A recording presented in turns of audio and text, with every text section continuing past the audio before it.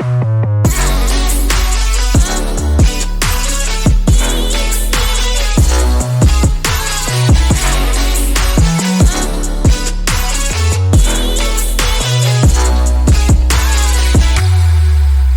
everyone! If you're an ecom owner or marketing leader, Mayple has a special gift for you today. Stay with us until the end of this video. See you there! Hello everybody and welcome to the 27th episode of Host a Pro, where disruptive influencers talk about e-commerce marketing. Today we have Kathleen with us. Hey Kathleen!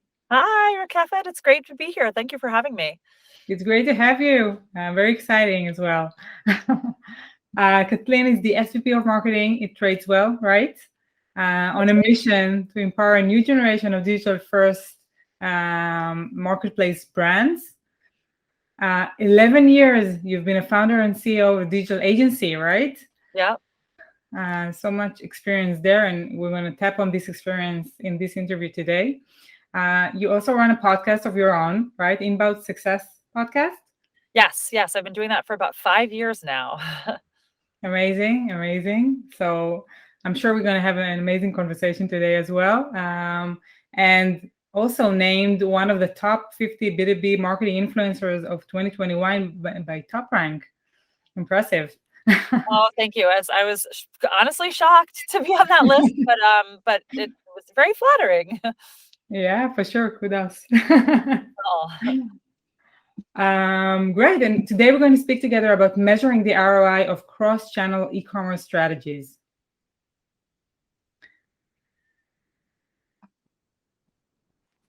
Right? Yes. Oh, yes. Sorry. Yes. No. It's just making sure. It's a topic I'm very passionate about. Absolutely. Yeah, I think this is a challenge. We see so many e-commerce brands are facing, trying to run not only Facebook ads, but more channels and, trying to get more expertise into their funnels. So how do you even start? I mean, how do you define a cross-channel marketing to start with? Yeah. So I guess a little kind of table setting would be helpful. I mean, I think what I'm seeing in e-commerce is that we are living in a time of tremendous opportunity, but also tremendous complexity. And what I mean by that is that e-commerce is not new, but there has been this acceleration in the last few years, partially due to COVID, forcing brands that were more brick and mortar first to get into e-com, but partially because we've had this explosion of platforms available, from D2C platforms like Shopify that have made it really easy to start stores, to digital sales channels and marketplaces like Amazon, Target, Walmart. Macy's is starting a marketplace. You have shoppable commerce. There are just so many places that you can sell, and there's this concept of anywhere commerce, which is like really meeting the customer where they want to buy and enabling them to purchase no matter where they are in their journey, or physically in their location, or on what device they're on, which I think is great. And as I said, there's tremendous opportunity there. And I think that the brands, the e-commerce brands that are really into that business to scale, recognize that they need to be on multiple channels. Even a lot of these direct to consumer brands that started really as digital first brands are starting to realize some of them are opening brick and mortar stores. Some of them are beginning to sell on other channels. So it's this multi-channel kind of approach is really the direction that the industry is heading. But with all of that opportunity comes tremendous complexity. And unfortunately, the way that the world operates right now, the platforms have all of the power. So if you're on Shopify, you're running your business kind of based on Shopify's rules of the road. If you're selling on Amazon, Amazon really controls how you sell on Amazon, and the same for all of these other channels. And so there's that element of e-commerce brands not having complete control over their own destiny. But then there's also this element of everybody has these different rules. So you might, on your D2C website, have your product. Let's say your product is yoga pants. You might categorize that product as women's workout wear. and have a certain SKU, but then when you go to sell on Amazon, their category taxonomy might be different, and you might have to have it under women's athletic apparel. And the SKU, they structure their SKUs or their ASINs differently. And that not only introduces complexity in terms of setting up and understanding your digital channels, but then bringing all that data back and making sense of it is that much harder because you're not really comparing apples to apples. Layer on top of that, then the fact that there are also so many marketing and advertising channels. Historically, a lot of e-commerce brands have relied heavily on Facebook, but now there's Instagram and there's TikTok and there's Google and there's Amazon advertising and there's, that's just the tip of the iceberg. And so there's all of these marketing and advertising channels funneling buyers into all of these digital sales channels. And then on top of that, you have supply chain challenges and all these other factors that has made e-commerce this wealth of opportunity and this wealth of complexity. And so I think that that's just kind of the background or the landscape in which all of this is happening. And any good marketer especially who's operating in a multi-channel environment needs to be very data driven. And that's really where it gets tough, is that the data doesn't always match up from all these different places. And so I think that that's the challenge ahead of us.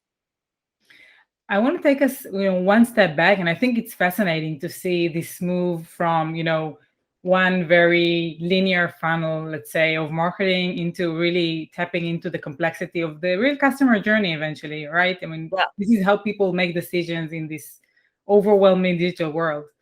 And, going from that place into a place where I'm not only measuring the click on my Facebook, then the conversion on my product page, and then the checkout, into a place where I can really gather, is it even possible to gather all these data points from all sorts of, attribution kind of sources, understanding what happened to the user until they actually made a decision to buy? Is it even possible? I mean, it's possible, but unfortunately, and it's possible, and there are an increasing number of tools and providers out there that are trying to solve for this. I mean, that's what we're trying to solve for, transparently.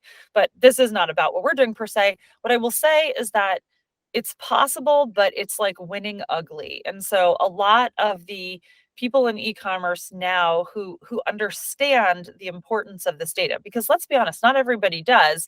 And I think for some people also it can be so intimidating that they then choose not to enter certain channels because they don't want the headache, which is really a missed opportunity. So of the people who understand it, who have entered the channels and who have chosen to take on this challenge, the way they're solving it is through kind of this Franken monster of some tech solutions that pull data in from some of these places, combined with a lot of spreadsheets.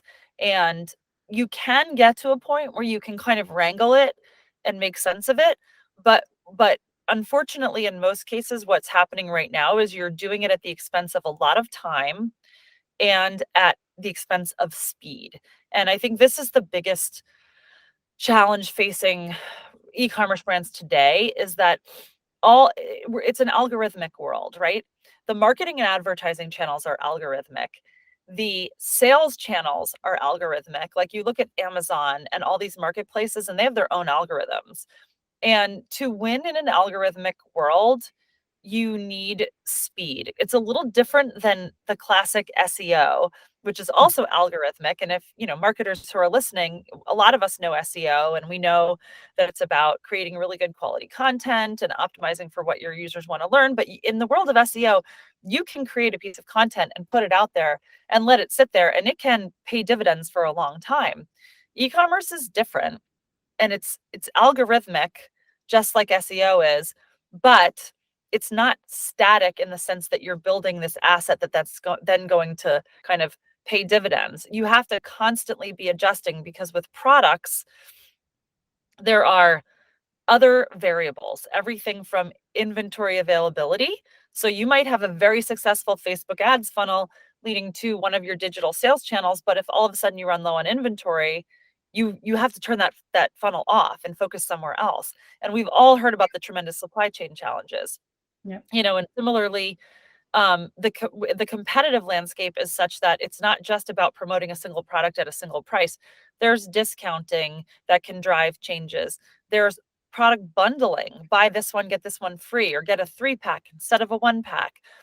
Do a subscription instead of a one-time purchase. There's all these other variables in e-commerce that mean that he or she who has the best data and who's able to action on it the fastest is going to win the game. Wow, that's a lot of complexity and also a lot of data to collect. So, what would you say would be, the main things that needs to be there in terms of data? What do brands need to start looking and start collecting and start seeing if they can actually collect in terms of data? Yeah, I think there's a couple things to think about here. One is when you're in e-commerce, you almost need to approach your business like every individual product is its own company. And what I mean by that is in most businesses think of their overall profit and loss statement. In e-commerce, you need the equivalent of a P&L for every product because every product is marketed and sold and advertised so differently and has different margins and different logistics challenges. So SKU level P&L is really where the decision making and the interesting insights are going to come into play. To get to a SKU level P&L, you need to not just look at what marketers traditionally look at, which is ROAS, return on advertising spend, because ROAS looks at top line metrics. It asks the question, how much are you spending on advertising and how much revenue is that advertising bringing in? And it uses those two variables to come up with an ROI metric. But that calculation ignores profit margin. It ignores, those bottom line kind of how much am I going to be left with at the end of the day questions.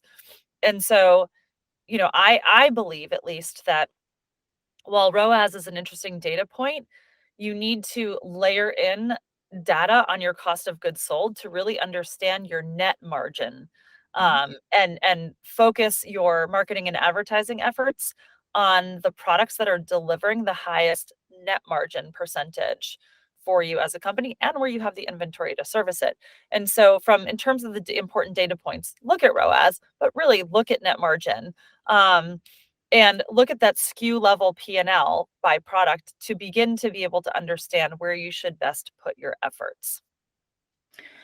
And in terms of channels, what would you say you should be looking on collecting besides obviously the source itself, where you want to kind of, you want to know if your red t-shirt sells good on Facebook, on Amazon, and how Right. does the funnel look like? But what would be other data points you would collect from, the different sources and up until a shirt is being sold? Well, I think right now is such an interesting time in the world of e-commerce for performance advertising. There's a lot of experimentation going on, and and that's being driven in large part because of declining returns from Facebook for most merchants. It's not necessarily true for everybody, but ever since iOS 14.5 was released and retargeting got so much harder because of the new privacy elements in that, a lot of e-commerce merchants have seen Facebook ads decline in performance and cost of acquisition go up and ROAS go down. And a lot of them are still trying to make it on Facebook, but they're looking at, for example, the difference in ROI for using Facebook to drive interest to single purchase product opportunities versus subscriptions. So that's like one thing to look at is you might have equal success driving purchase behavior through a certain ad channel, but look at it product by product to understand where the true return is. And I kind of already touched on that. So beyond that, I see a lot of experimentation also happening in TikTok. It's kind of like the Wild West. Yeah. Um, but I would say this of any platform. If you're doing performance advertising, it's all about velocity of experiments and speed of iteration. And so you need to be testing everything from your visual creative, whether that's a video on TikTok or a static image on Facebook or, carousels or what have you. You need to test what kinds of visuals have the greatest impact. You need to test written copy, and that's every element of the written copy. Like different platforms have like Facebook has headlines and main body copy and call to action, and you need to test all of that. And then you also can test elements like sentiment. What performs better? I like to test negative messaging versus positive messaging. Like, are you using FUD, fear, uncertainty, and doubt, or are you appealing to somebody's positive emotion? And see which of those works best. Test pictures of real people versus illustration. There's sort of an infinite number of variables that you can test, and some tests will be conclusive and some won't, I'll be honest, but there's a lot to learn. And I think it does, especially in e-commerce, you need to have somebody looking at this every single day, because you could spend a lot of money on creative that isn't going to be effective by just letting it continue to run when you can see results pretty fast. Yeah, and isolating those variables within your creatives, within your messaging would be the one thing that will actually help you learn, right? Yeah, and also breaking down the customer journey and seeing where the disconnect is. So it's looking at views versus clicks versus landing page conversions. Like, at some point in that mix, you're going to see a drop off. And sometimes the problem isn't the ad itself, it's the where you're directing people to and asking them to do too much, or having a mismatch between what you have in your ad and what you have in your actual, product page. So again, it's all complexity, right? It's amazing how you can dive deep into these details. And I think, again, speed wins, good data wins, and breaking down silos, making sure that the different parts of your team are talking to the other parts, so that marketing is talking to merchandising, is talking to operations and logistics, and is talking to finance. All of those teams need to be on the same page. Yeah.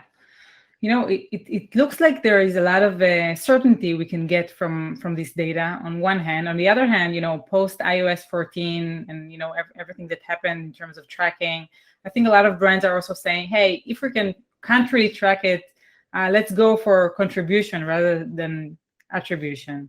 And, let's invest in kind of more traditional marketing, kind of brand, culture, PR, and going to this direction, because maybe this would be kind of the savior from the performance marketing. It doesn't really work from a ROAS point of view. What would you say to those, brands and thoughts? And Oh, I mean, I'm a huge believer in brand investing in brand. I do think that is incredibly valuable. And I think as marketers, we've gone in the last 10 years, we went almost too far in the direction of performance marketing, where we were being solely data driven. And I guess I like to say data inspired is better than data driven, right? Yes, you need data and you need to be able to leverage it for good decision making, but you also have to recognize that there are certain things you're going to invest in as a marketer where you're not going to be able to clearly measure the return, but you need to know, and then brand is one of these. You need to know that it's important and it's worthwhile. And there are plenty of other channels rather as well that I think e-commerce marketers in particular can look at. Things like influencer and affiliate marketing. Like, brands are having tremendous success with influencer marketing. And all that is, if you think about it, is drafting off of somebody else's strong brand. So if you haven't built a strong brand of your own, you can benefit from the halo effect of someone else's. And there are micro influencers, and then there are very expensive influencers. But there's a lot of options out there for using something like that to find success. But you should absolutely be investing in your own brand. That is the best long-term equity you can build up. And when you have a strong brand, the best thing about it is that you're impervious to algorithms. I talked about how, well, you're impervious to search algorithms. You still, if you have a good brand and somebody goes to Google or they go to Amazon or they go to Walmart and they search for your brand, you're going to show up, right? If you're there. It sort of bypasses the search algorithm element of those platforms. Yeah. Going back to data, what would be the best tip you could give e-commerce, business leaders that are looking to really understand their data better and kind of take those first steps into making it comprehensive and something they can work with? I think if you're not connecting the dots between your marketing data, your sales data, your inventory, and your P&L, if you're not looking at it at that SKU level and pulling in your cost of goods sold and pulling in your inventory and making those integrated decisions, I think you are living in a I don't want to say fantasy world, but I think you're probably in a very feel good place, but you're setting yourself up for some major problems. Yeah. So look at the full funnel, not only marketing funnel, but from break down those silos. Like, you connect your data from the different parts of your business together. Look at net margin, not just ROAS, for starters. Yeah. Think of every product as its own business and look at that product level P&L. Amazing. Kathleen, thank you so much. It was a pleasure, and lots of amazing tips here for our audience for sure. And I hope I'll meet you soon on another occasion. Yeah, thank you for having me on, Rakefet. This was a lot of fun. Same here. Thank you. תודה רבה. As promised, we're offering to all of our Hosted Pro subscribers $300 off your first month with Mayple. Subscribe now and use this code HTP300 when you book your first package with Mayple. Have an amazing day.